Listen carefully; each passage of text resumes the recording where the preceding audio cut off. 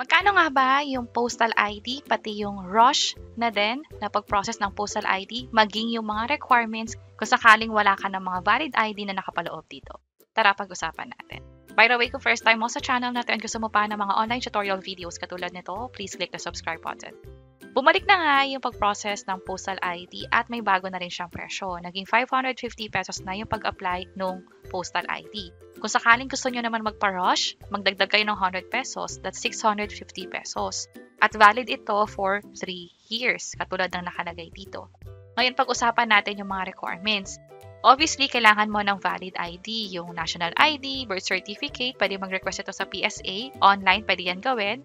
Pwede rin yung ID mula sa GSIS, SSS, maging yung driver's license at passport.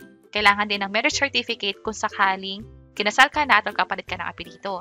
Bukod pa dyan, kailangan din ng proof of address. Kung sakaling wala kang bills na nakapangalan sa'yo, halimbawa yung sa kuryente, tubig, internet, pwede naman yung barangay certificate. Pwede kayong pumunta sa barangay ninyo at mag-request nun.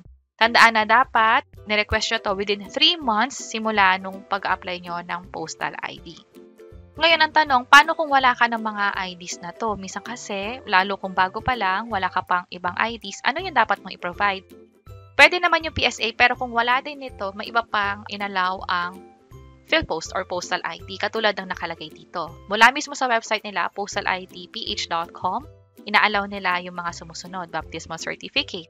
Kahit yung Form 137 mo simula nung elementary or high school, pwede.